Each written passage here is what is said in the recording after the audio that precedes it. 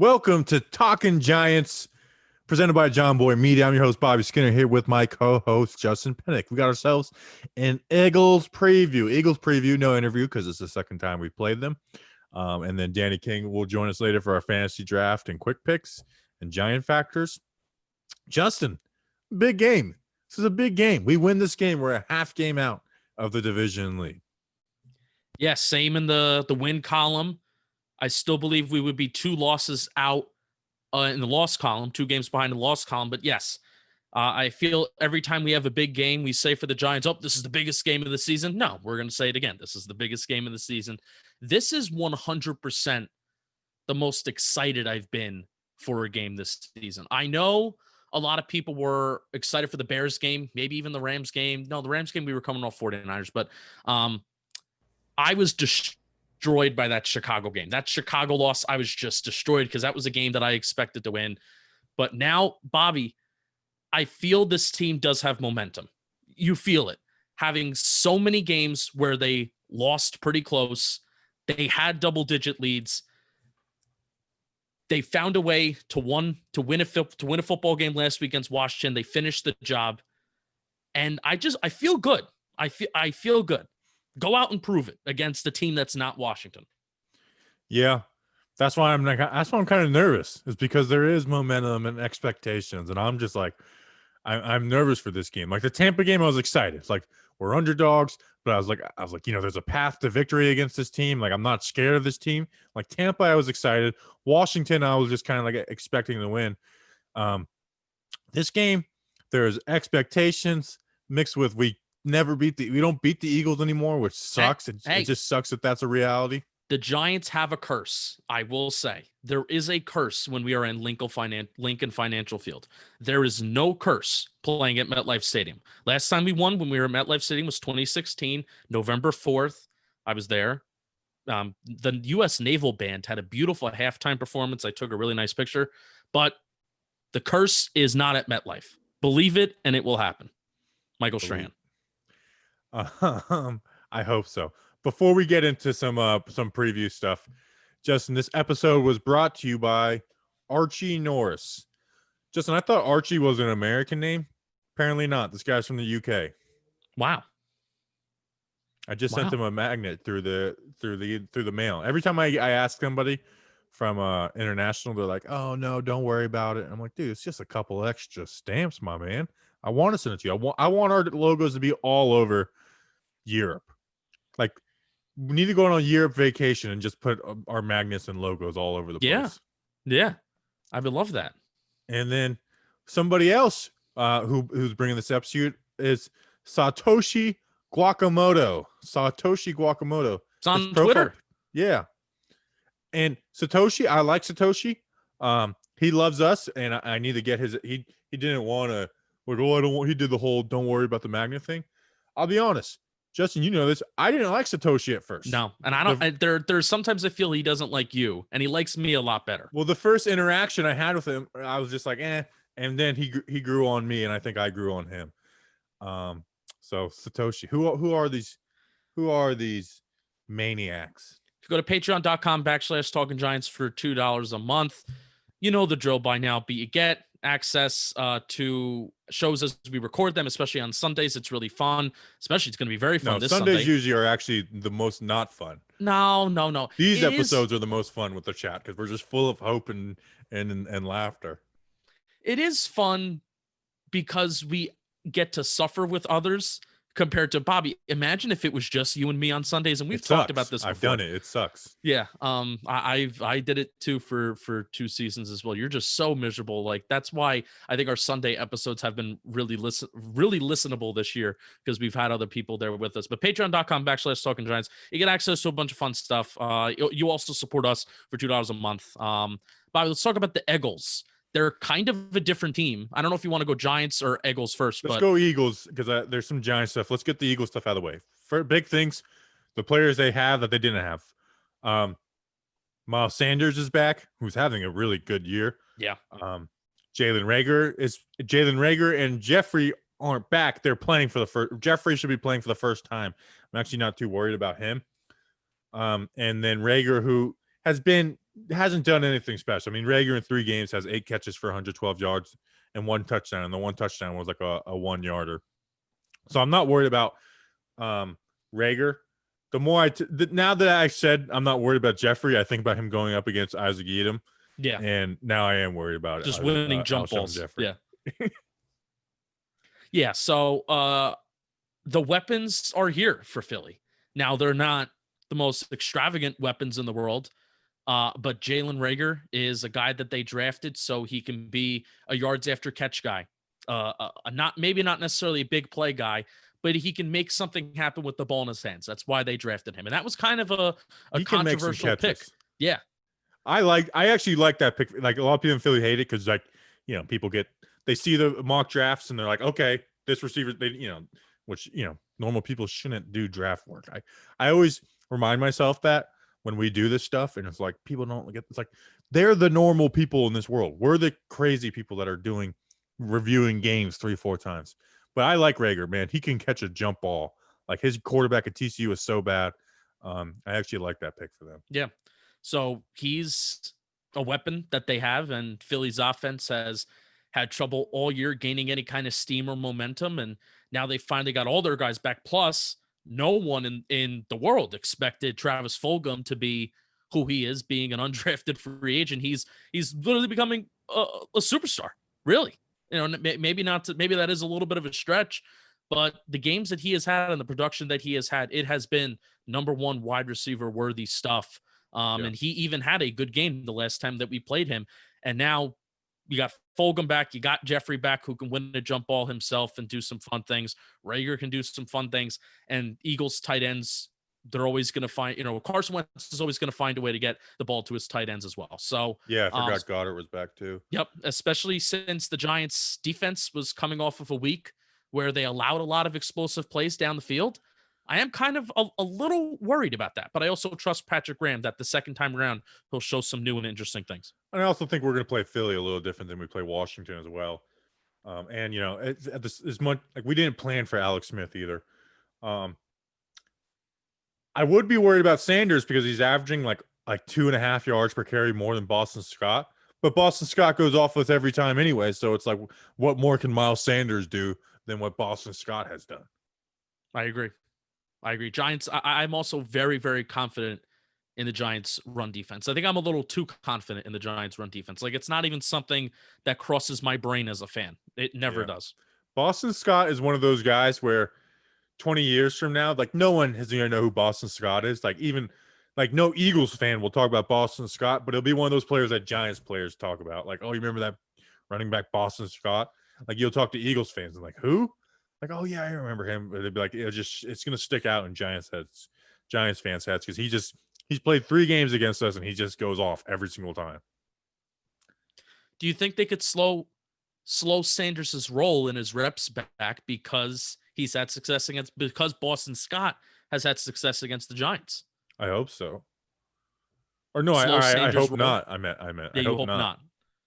Yeah, because Philly I'm pretty sure Sanders missed a game.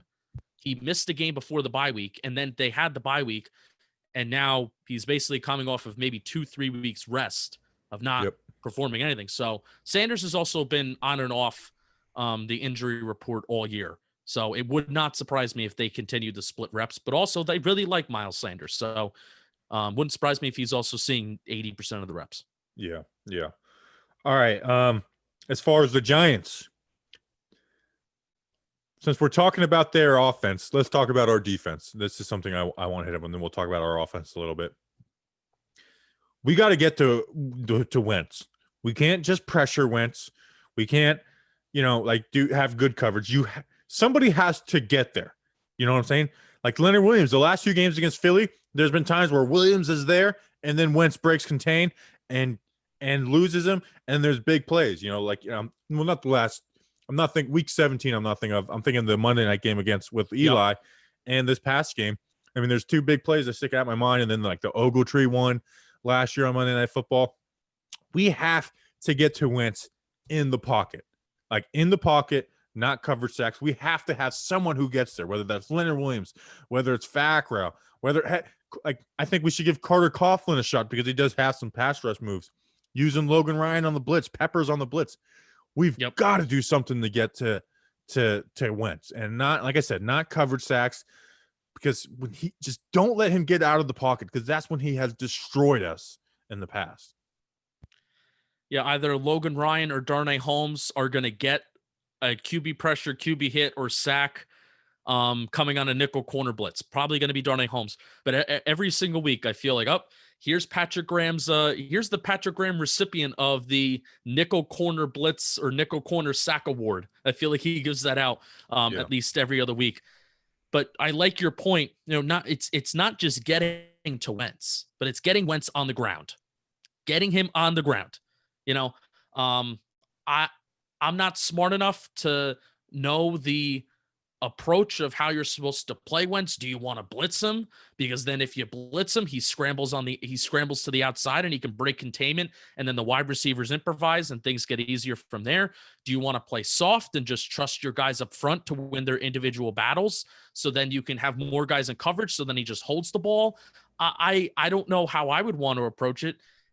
It's scary, but I totally agree with you, where they have to win their individual battles and they have to get him on the ground. It is much easier said than done. Especially if they have a trio of, if Jeffrey is like 75% of himself, who do you think Bradbury should cover? I've been thinking about that all day as we were preparing for the show.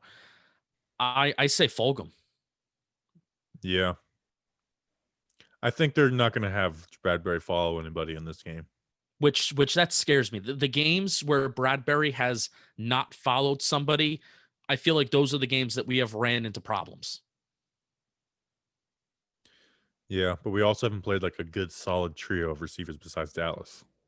The Rams, trio. They have two good. They have Kupp and Woods. Did Bradbury follow that game? I don't think Bradbury followed in that game. Yeah, and again, I feel like we did very well defensively that game. I don't know. I think this is.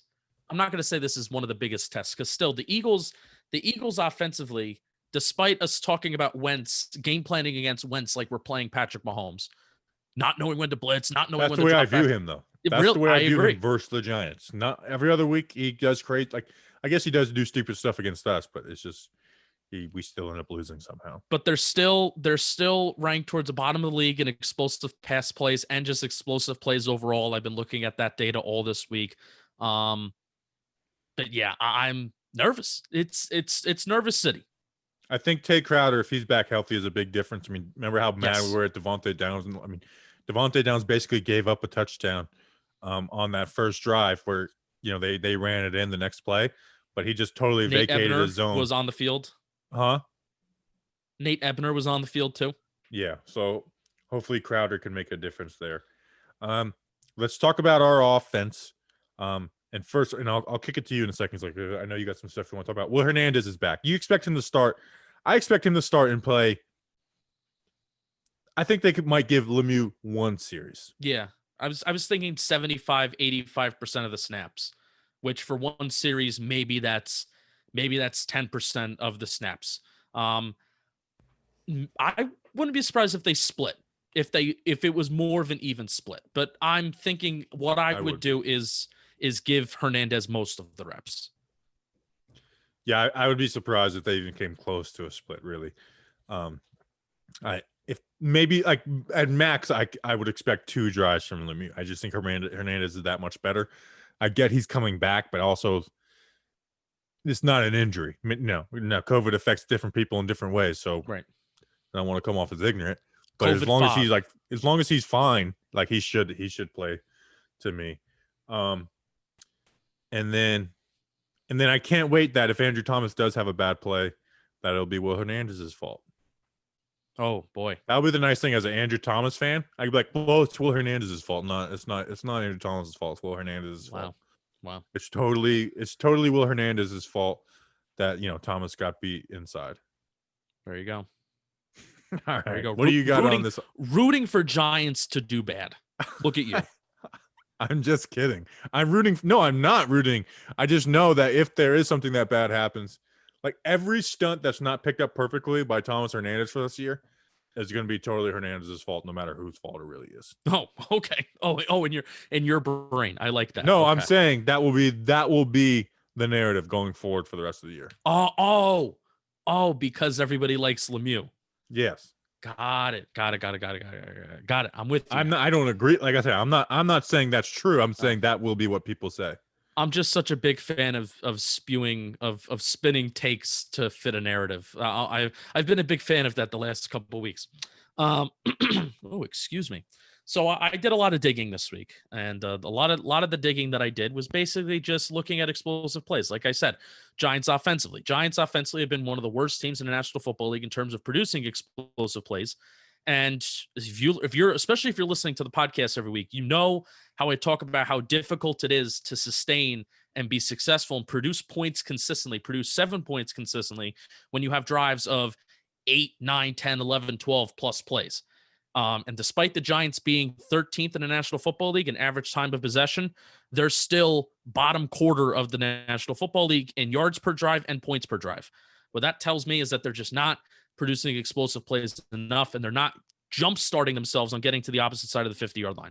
So long story short, what I want to see out of the Giants offense this weekend is I want to see, give me 4 to 5 passing plays. And that's asking a lot.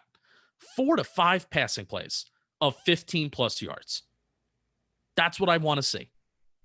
Yes. And I'm actually working on a blog of when there's 2 15-plus yard routes. Not saying he's throwing the ball 15-plus yards, but just routes. And honestly, it's pretty staggering, the stuff I'm figuring out. I mean, it's a bye-week project. There you go. But anyways, our friend Dan Snyder pointed out like 2 of the big plays were 4 verts for the Giants, and we haven't ran 4 verts like all year. And I watch other people who break down football and stuff. And this is the new take I have. Every NFL team, not just the New York Giants, should run 4 verts 5 times a game. 5 times a game. 5 times a game. Because if there were a team like the Giants where we're getting a lot of cover 3 ran against us, well, guess what? That means there's one left open, and that's what happened on the Austin Mack touchdown. It wasn't some great Austin Mack route. It was simply we ran 4 versus their 3, and so that means one's going to be open. You do it twice a game, and for the people saying, well, we don't have time to do that. Well, we got to have time at least on 2 of the 5. I would take 2 complete. Let's say you take 2 sacks, complete 2 of them, and incomplete 1. Hell, I'll say 2 sacks, 2 incomplete, and complete 1. I'll take that every single week. Yeah. I'll take that every single week besides this little quick trying to march down the field. And honestly, doing the quick stuff has made Jones almost more turnover prone because it's like everything is bang, bang, pre-snap read. And if it's not what the pre-snap read is, it's causing problems. Yeah. So it's that's a new take I have. Every NFL team should run 4 verts 5 times a game. And then it keeps teams honest. Because if you get it a couple times, then guess what? Then we're getting a little more too high safety, which means we can run the ball better, and means the middle of the field is going to be better, and the short game is going to be better. And when you run 4 verts, doesn't even mean you have to throw it deep, because if you go 5 wide, you just have one person on a block and release slant, or you use your running back on a block and release hook. I mean, it doesn't mean like if they sell out to beat it, well, then you get the underneath stuff, and then there's different varieties of 4 verts. 4 verts doesn't always mean you're running 4 straight guys down the field. You can run 3 guys straight down the field, and then 1 is on a dig. 4 verts doesn't mean just 4 streaks, 4 go routes. So that's a new take I have. Yeah. We also need to talk about how Golden Tate had a knee injury, and he's probably not playing. So, I never want to root for injury, but I do think this is the best thing for the team because it will give Pettis reps. It will give Mac reps. And if we're talking about being an explosive play offense, when we're averaging 2 explosive pass plays per game, which is 15 plus yards down the field, and we're asking for maybe 2 to 3 more in a game when we're averaging 2 already, I think those 2 guys would just work better at outside wide receiver compared to putting Tate out there, because this also keeps Sterling Shepard in the slot. Yeah. Yeah. Shep has to stay in the slot. Do you think this was a shadow injury? I don't know. Part of me does. I don't want to speculate, but part of me kind of does. Like on either side, being like, "Oh, you got a knee injury," or Tate being like, "Oh, my knee hurts," and just like him being checked. Like I don't know. To be continued on that. To be continued. I don't know how stingy the NFL is with their investigations with that. In baseball, it happens all the time. All the time. Guys go on the 10-day IL for, for spilling coffee on themselves. And yeah, the difference is though that Tate wouldn't this wouldn't be like figured out between the team and Tate. You know what I'm saying? Like this is either Tate being a jerk. Actually, it can't be the Giants can't be the ones behind it. It has to be either Tate or the more reasonable answer. He actually just hurt his knee. Victor Cruz, the year before he really broke out, went on IR for an ingrown toenail for the entire year. So that's different, though. That's somebody that's trying to make the roster and they want to keep around in the program. That's different than, someone who's being paid $10 million a year. I will always find that to be hilarious, though, regardless of the reasoning or whatever. But I remember, 2010. So I was, a young teenager, and I just got so confused. Why is this guy on the season-ending IR for an ingrown toenail? It was hilarious. That's why Big George was on the IR all last year. Was it ingrown toenail? No, but I'm saying it was like they hit him on IR all year. Ah, okay. And they just let him go. Disgrace. Another failed Dave Gettleman draft pick. Big George, son of a gun. Corey Valentine. Yeah, Corey Valentine got claimed by the Jets. How about that? The Ravens put a claim in him, and the Texans did. Yeah. Special teams. That guy is the number one team in the waiver wire took a crack at Corey Valentine. So that's good for Corey. I root for that guy. I've been trying to be nice lately, but there's one when DeAndre Baker had all his stuff. I just remember somebody's take was like, what DeAndre Baker did was bad, but it's even worse because his teammate Corey Valentine was shot, and his friend's like, "What? Do you think like that makes the move the needle of being a criminal or not? Is knowing somebody who got shot? If anything, it probably points you more in that direction." It was crazy. I couldn't believe it. I just couldn't believe it. Rough. Do we have anything else we want to get into before we bring Danny on? No, the Giants will win, and there could be blood. There will be blood. All right. Let's take a break and bring in Danny. All right, we now welcome on Dumb Danny with his weird weather and timeless trivia.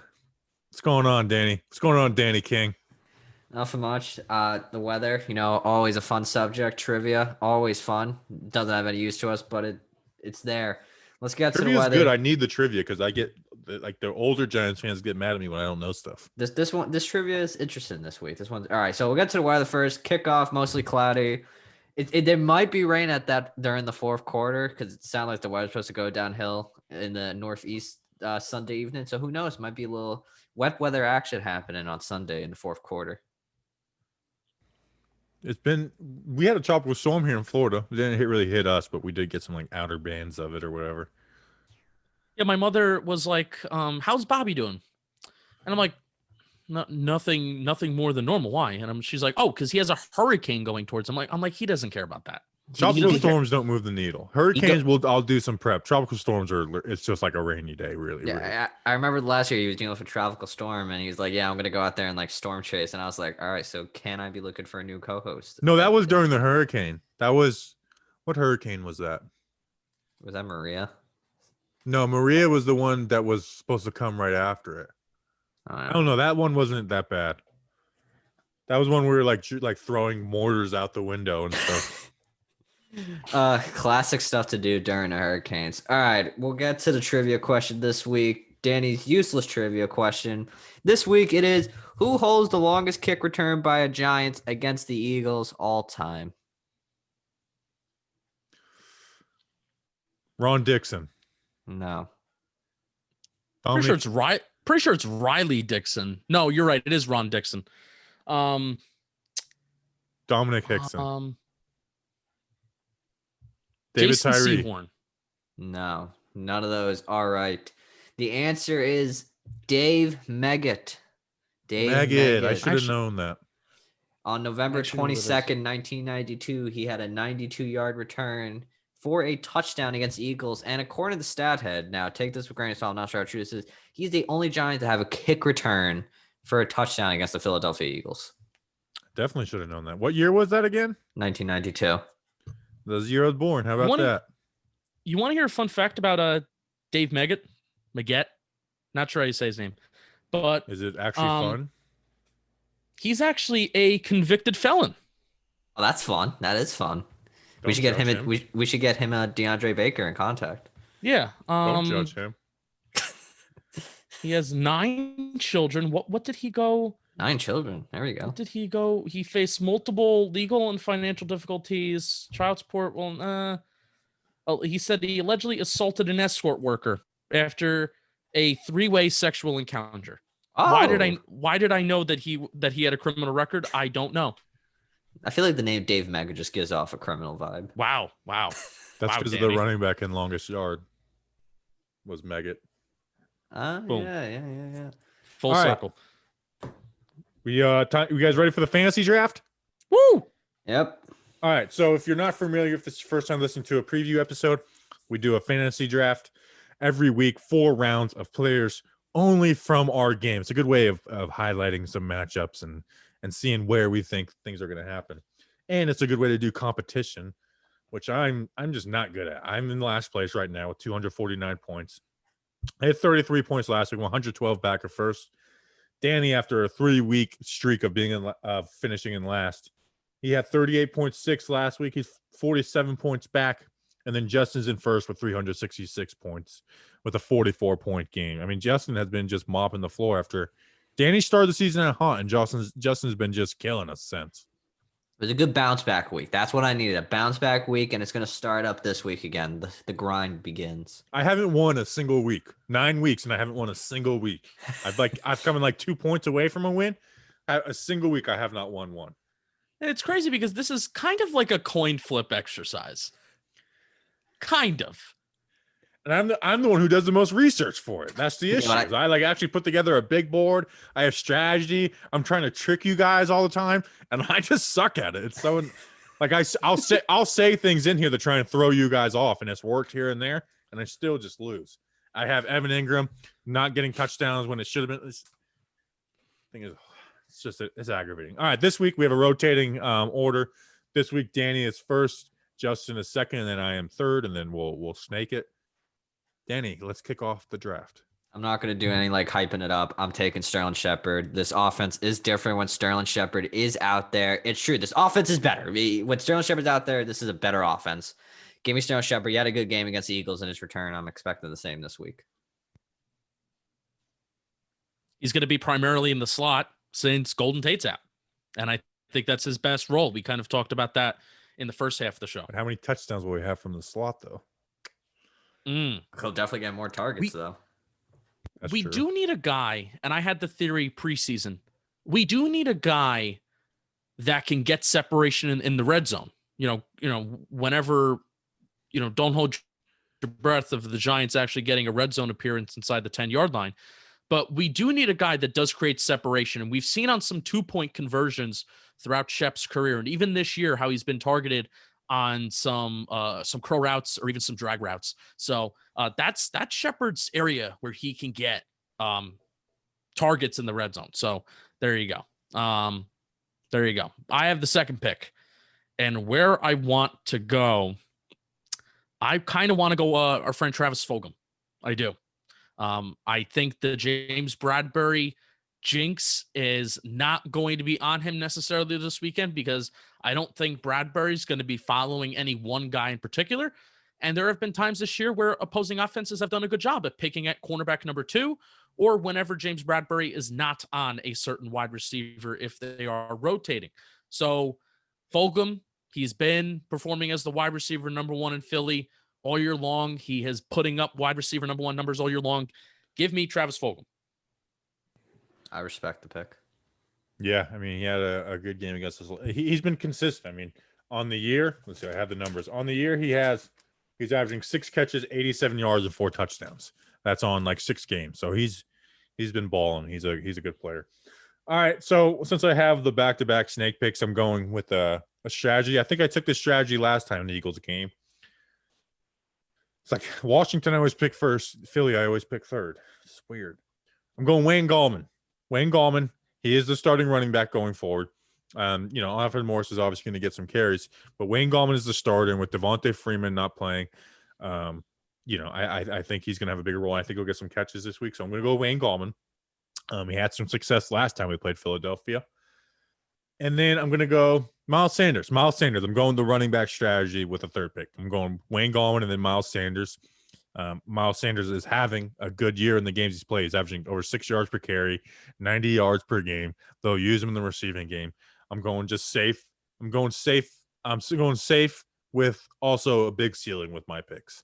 There you go. Yeah. Boston Scott's been the Giants killer. Said that the first half of the show. But Miles Sanders just brings a totally different kind of skill set to this Eagles offense. But again, you're taking the risk even with both running backs, because Giants rushing game hasn't been totally great throughout the season, but they're trying to get a little bit of momentum. And the Giants are very good against the run. Danny, do you have anything to add?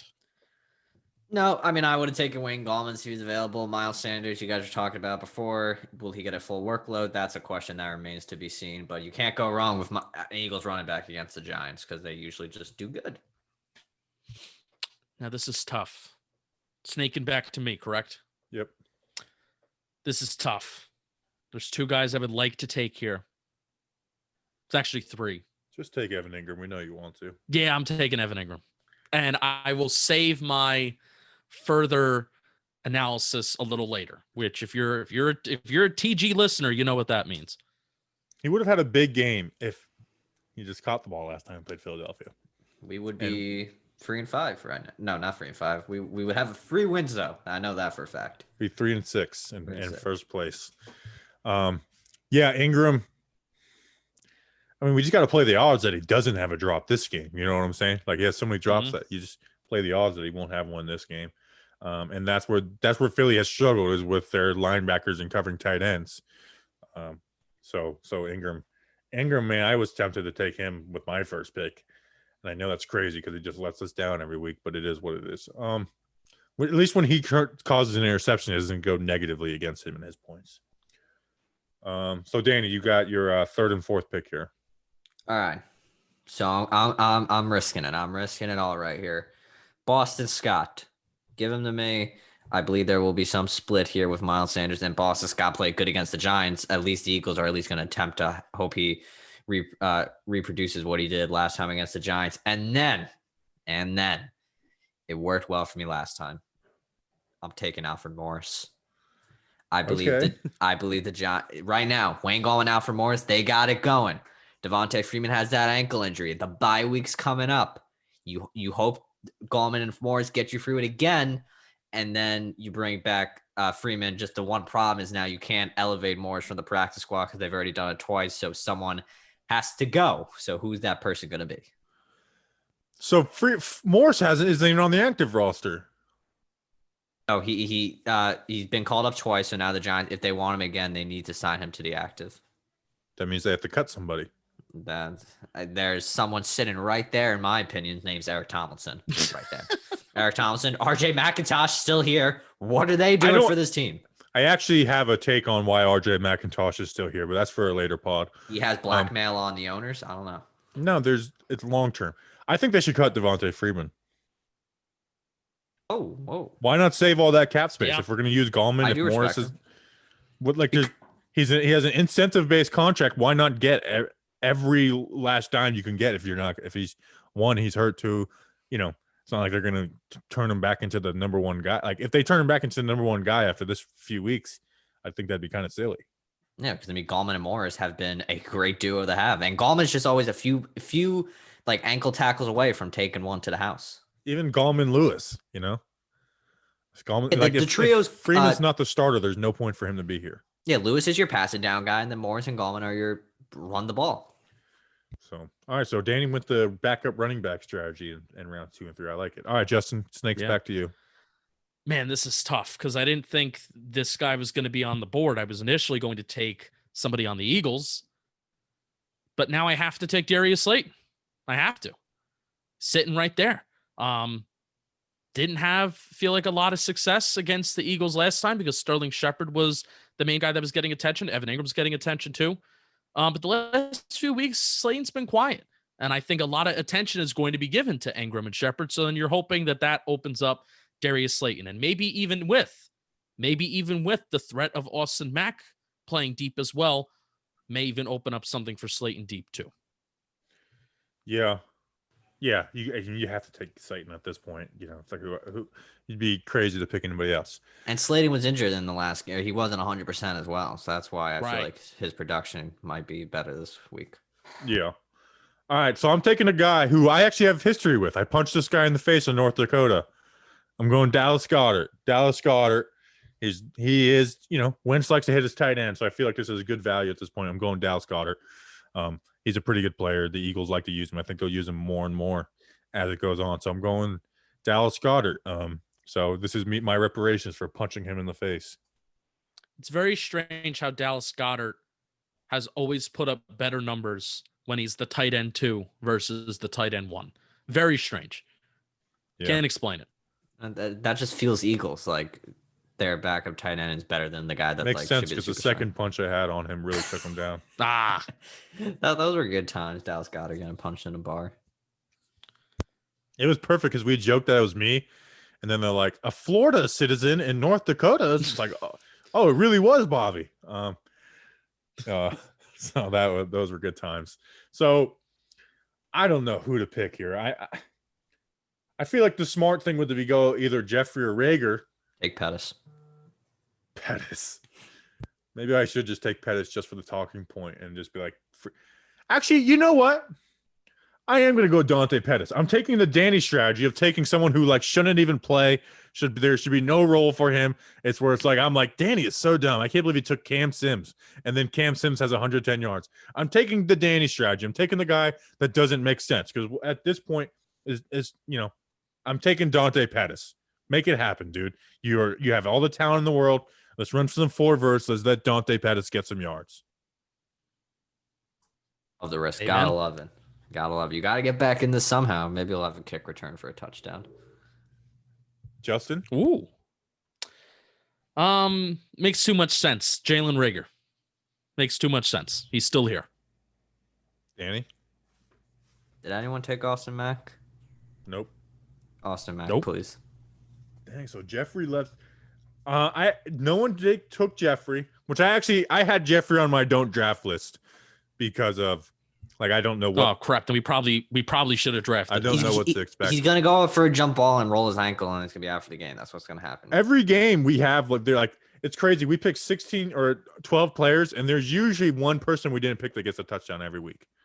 I mean, almost every week. Who was it for this past week? Gallman scored. Mac. Did anyone pick Mac? He didn't technically score that touchdown though. He was down. No, he was down. You're right. Oh, Ingram scored. Someone picked Ingram. Yeah, Ingram gets picked every week. All right. It's time for Giant Factors. Danny, you're up first. I went back and watched that Eagles all 22, specifically one play.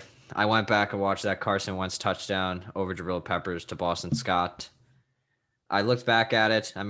Peppers wasn't. I don't think Peppers had any belief Wentz was going to even target Boston Scott, and he did, and it led to the game-winning touchdown. Jabril Peppers is a valuable part to this defense. He flies all over the field. He plays multiple positions for this defense. I think the past few weeks he's played about over 90% of every snap.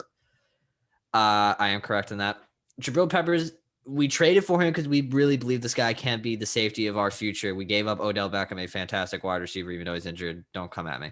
But Jabril Peppers, give me another interception this week. Give me another interception this week because Carson Wentz going to make a mistake somewhere.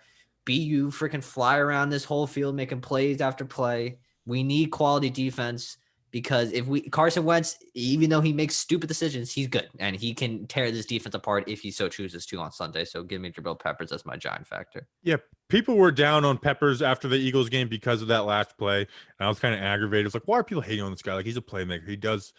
He makes plays for this team. And then the last 2 weeks have been awesome for Peppers, so people are back on. One of those people. I despise Jabril Peppers for at least the next 48 hours after that play. See, I despise you, Danny. Maybe unmute yourself, Justin. How could you're muted, Justin? I'm not muted. I'm just not muted. speaking. I was so flabbergasted at you saying that you don't like Danny. You should have fought Bobby in my honor. I didn't say I didn't like him. I said I'm disgusted by him. Oh, well, that's even worse. All right, Justin. So wait, who's next? Giant factor is you, Bobby? Am I just Justin? I just want to know Justin. Justin, while he sets his fantasy lineup. So can you? I actually am looking at fantasy right now. I know. Every Thursday at this time, you start looking. You don't look at your phone during the show, but every Thursday I see you looking at your phone around 8:10.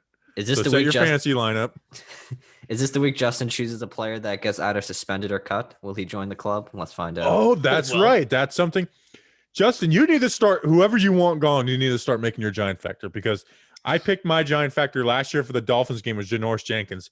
He was cut hours after we released the episode, and then Danny picks his giant factor, and less than 24 hours later, he's been suspended for the game. So whoever you don't want around, you need to make your giant factor, Justin. All right. Well, I'll think about that for next week, depending on who's on my bleep list. Okay. We'll be on depending a bye on who's next on my week, bleep list. So. Oh well, I'll pick a giant factor for the bye week. Someone's gonna get in trouble over the bye week, so I'll pick a giant factor on Friday. Evan Ingram.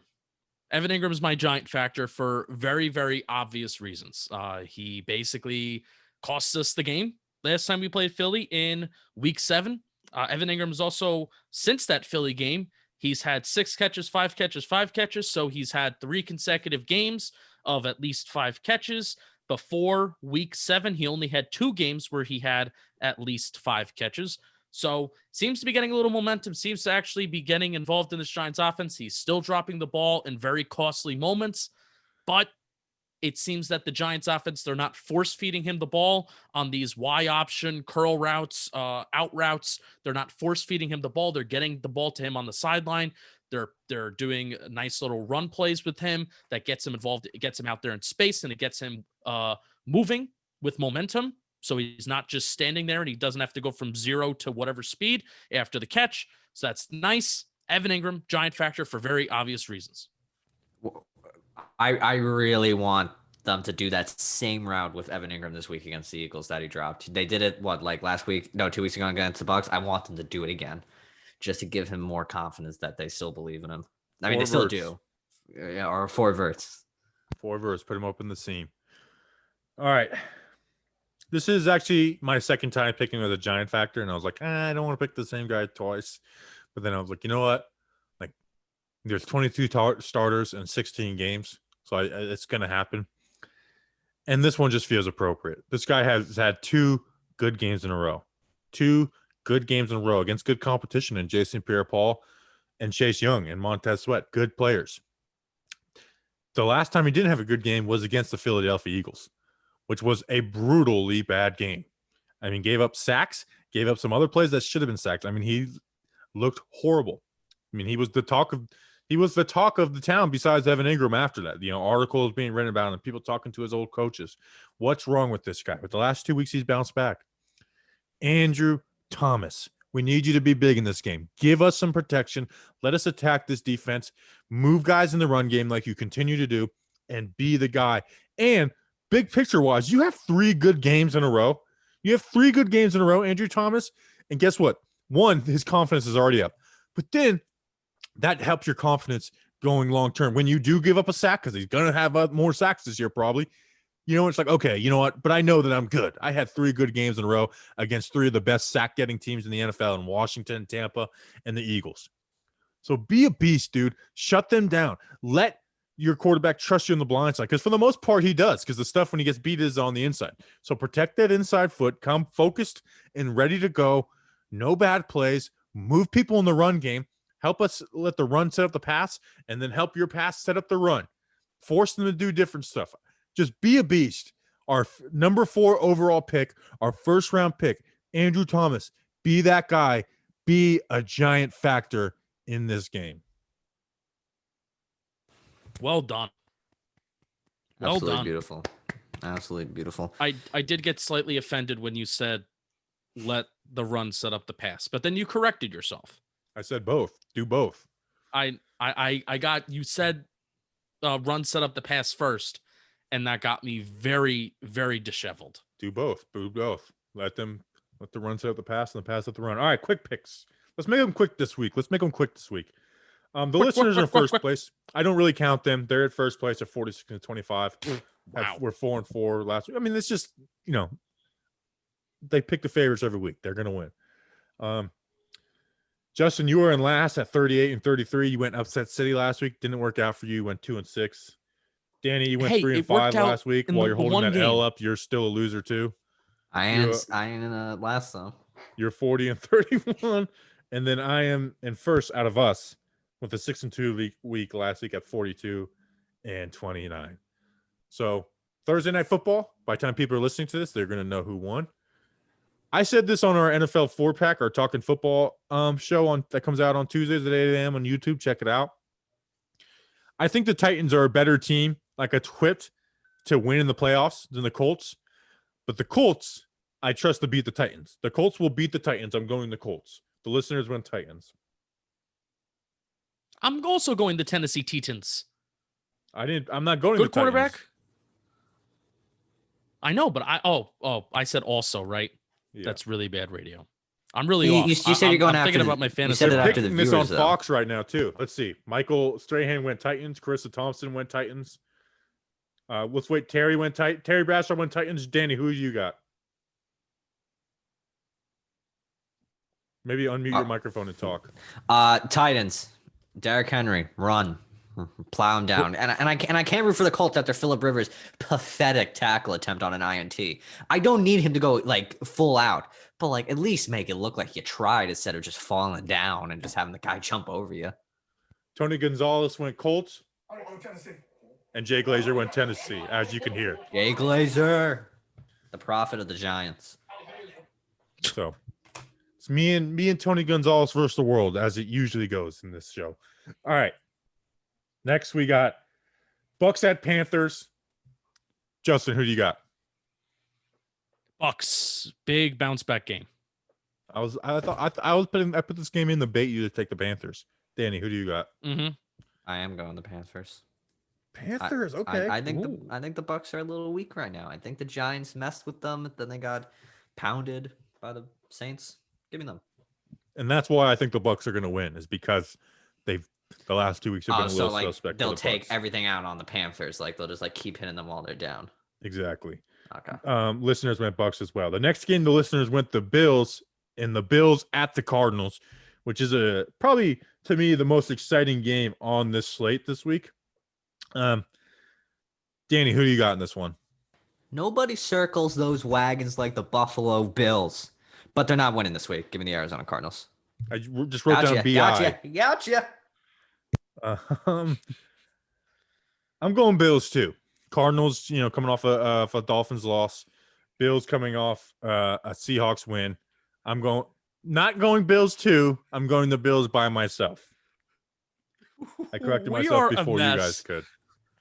This is, we're like, all right, we're gonna be quick. We're gonna be quick with these quick picks. This has been the worst that we've done so far this year. It's gone off the rails. Tony Gonzalez and Bobby versus the world.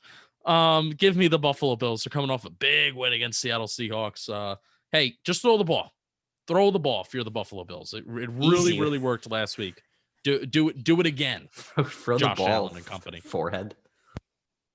All right, now They threw the ball like 95% of their attempts last week. It was crazy. They threw the ball on 100% of their pass attempts. They threw the crap. This is so bad. Dude, the Flex Seal guy is using a crazy green screen right now.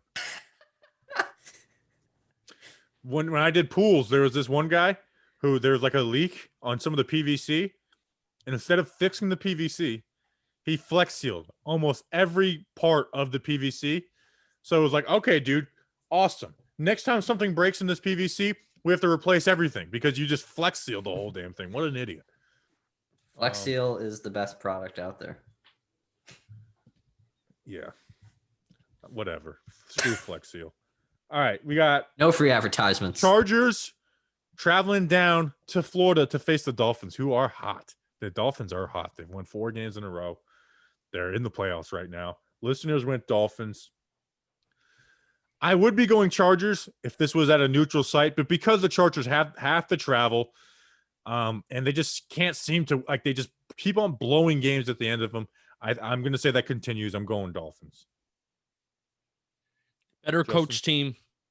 Give me the Dolphins, especially when you see the late game breakdowns. There are some analysts that are saying that that's directly a cause of bad coaching when teams break down late in games. Tough for Joe Judge, but give me the Dolphins. Brian Flores, awesome. Love Justin Herbert, but they just can't close it out in the fourth quarter. Give me the Dolphins. Okay. We got Seahawks at Rams. The Rams always play the Seahawks well. I'm going Rams in this one. Danny? I'm going Rams as well. Seahawks, I'm not liking what I'm seeing from that at the moment. You know what? Let Russ cook. Let him cook. He's going to continue to cook, and he doesn't need a defense. So give me Russell Wilson, the Seattle Seahawks. They're going to break the curse against the Los Angeles Rams that they have. Let any offense ever cook against the Rams or against the Seahawks defense. Niners at Saints. Any upset? Anybody going upset Niners here? No. Yeah, we're all going Saints. I agree. Saints look good, man. I picked the Saints last week. Like, I know that Drew Brees is not the same, but they're still like a really good team. I mean, no one would have guessed they would have curb stomped the Bucs. Yeah, I knew that was going to happen. I called it. No, I didn't. I didn't call it. All right, next we got Ravens at Patriots. I don't even know why I put this one on here, but the games are a little weak this week. So, listeners obviously went Ravens. Anybody picking the Patriots here? No. Should have lost. Bill Belichick, someone said it on ESPN, but he's giving like this whole like weird vibe right now. Like he's saying, we sold out. It's what it is. Yeah, I think they did try to start winning in the beginning of the season, and I think they're now in tank mode. I was listening to WFAN this morning, and no, I'm sorry, this is ESPN radio. So this was national radio, not just the local radio station. And they were talking about how Bill Belichick is going to retire from coaching this year, and he's going to become the next general manager of the Giants. Oh, I heard that crap. That somebody DM'd me that. I don't hate. Why not? Why is Bill Belichick going to come to be the Giants GM? Why? Because he loves the Giants. Yeah, he loves them, but I just don't see him becoming the Giants GM. And also, like, that goes against everything we've been saying. We need to go outside. That's what Parcells did. He quit coaching and went and GM. He wasn't GM by title, but he was basically the GM of the Dolphins. I just don't see Bill Belichick coming to be the Giants GM. I just don't see it. Bill Parcells really is like top 3 coachable. Like, Belichick's the GOAT. Like, look at Parcells. He couldn't get along and would move on from places quick, but he made every team on. Like, obviously we know with the Giants, the Patriots had them in the Super Bowl. The Jets, they weren't never like really good, but they were competitive, and then took Dallas and made them good. He birthed Tony Romo. Yeah. You're saying we bring Bill Parcells back. That's exactly what you're saying. That's how we fix this. Parcells. I would love to talk to Parcells. Is one of the funniest people of all time. Vikings at Bears. Listeners went Vikings, and they are mistaken. The Bears own the Vikings. I don't care how bad the Bears are. They will always own the Vikings. I'm going Bears. Danny? The Vikings? Danny. You go, Danny. I saw Kirk Cousins in that video of him singing, dancing. I'm never picking any team involving Kirk Cousins ever again. I don't care if they're the heavy favorites. Give me the Bears. I'm insulted. That video was wonderful. Kirk Bro, Cousins the first clip, he was horrible. He was like, "Oh, what a beautiful day." What did he do? He was singing some like. Do it again. Do it again. All right, Justin, who do you got? First of all, Danny, that was wonderful. But Kirk Cousins sounded about 17 times better than you. If we ever get a soundboard back, that is going to be one. All right, so we'll save it. This is 233. We'll put a pin in it. Give me the Minnesota Vikings. Their offense. I will tell you right now, their offense is kind of good with the production they put up. since the start of the season, Kirk Cousins has been Mr. Interception, but he's kind of turned it around. Dalvin Cook is running out of his mind. The offense is kind of good. They've been kind of one of the league's best throughout the last couple of weeks. So give me the Vikings. They're going on a little bit of winning streak, making a comeback in the standings. They could pass up the Bears soon. The Bears are on a losing streak. Give me the Vikings. Bears. Bear down. They need to put Mitch back in. Or put Mitch in and then take Nick off the bench. Then he'll ball. All right. Foles is the QB of that team. All right. Danny, what is your prediction for the Giants versus the Eagles? This team always somehow manages to try and bring us back in. I'm not in yet.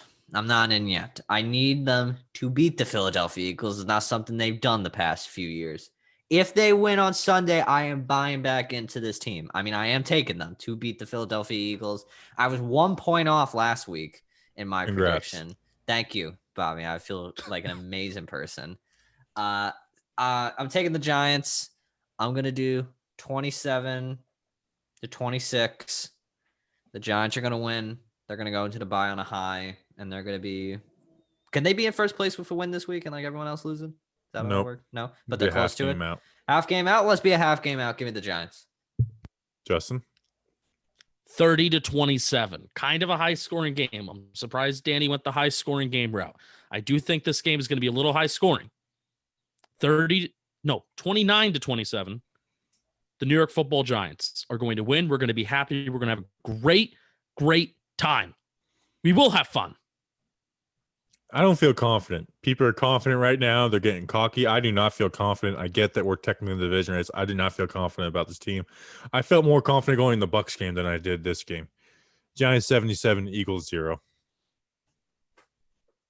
That was a lot less disappointing. That was really underwhelming. This is the most important game of the year. I thought he was going to turn around and be like, the Eagles suck. And also, sure, no one likes the Eagles. They suck. Giants 77, Eagles 0. You guys are getting mad at me. I had the biggest score prediction. All right. You said it like you're like, Giants 77, Eagles 0. You know, there was one time where I didn't pick Giants 77, Eagles 0. The Miami game. Yeah, it was Giants 3, Dolphins 2. But then I did tweet out Giants 77, Dolphins 0 on game day. So, all right, that's the show. We appreciate you guys. We'll be back Monday with the victory episode. Until then, let's go Big Blue.